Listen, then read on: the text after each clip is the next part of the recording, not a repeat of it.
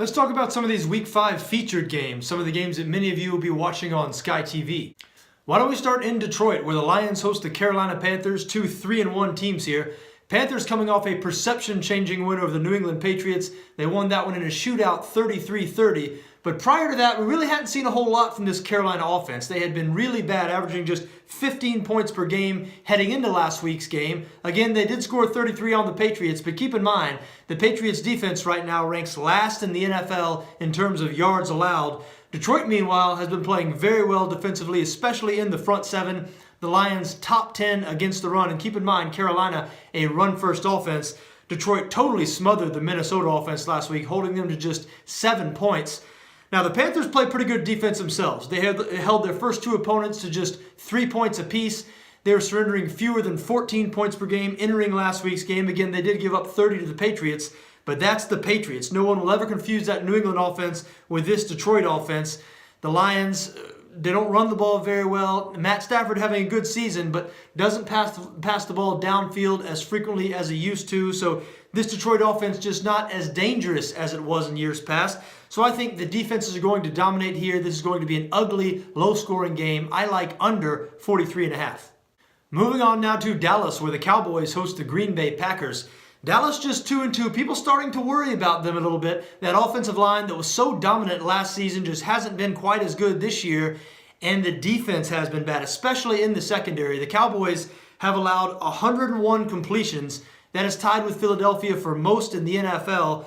They're facing Aaron Rodgers here. This is a tough matchup for them. The Packers coming off a big win over the Chicago Bears, 35-14. It was really the first time this season we've seen this Green Bay team put it all together. Aaron Rodgers with 4 touchdown passes in that game. And you know, when you think of Green Bay, you sort of think soft defense. But this Packers defense, 8th in the NFL right now in total defense. They're especially good in the secondary, 5th against the pass. I think Green Bay might just be better than Dallas right now. Even though this game is in Dallas, I expect the Packers to go in there and pick up a win. I like them on the money line at 209.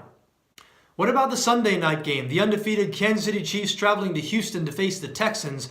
Boy, the Texans have really found something with rookie quarterback Deshaun Watson. Their offense has totally changed since inserting Watson into the starting lineup. They have scored 90 combined points in their last 2 games, 57 in a blowout win over division rival Tennessee last week. And here comes Kansas City with a defense that ranks 27th in yards allowed and 27th against the pass.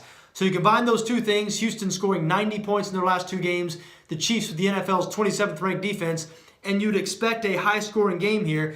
But, you know, I'm not so sure about that. First off, this Kansas City defense not nearly as bad as the numbers would indicate. You have to keep in mind who the Chiefs have played so far. The 4 quarterbacks they've faced: Tom Brady, Carson Wentz, who's playing very well right now, Phillip Rivers, and Kirk Cousins, who averaged 297 pass yards per game last season. Deshaun Watson, at least as a pocket passer, is none of those guys. And Watson, as good as he has been, he has made some ill-advised throws, as you would expect from a rookie, but that might come back to hurt him against a veteran Kansas City defense. And you know what? Houston's not the only team that's been playing very well on the offensive side of the ball. This Chiefs offense, extremely balanced. Kareem Hunt, what a find he has been as a rookie, and Alex Smith playing the best football of his career. So look, I think Kansas City goes into Houston and picks up a win here. I like them on the money line at 177. There you have it, folks. Those are a few of my thoughts on some of these Week 5 games. I wish you best of luck no matter what you decide to do in this Week 5, just so long as your interests don't conflict with my interests. For BetSafe, I'm John Arnette.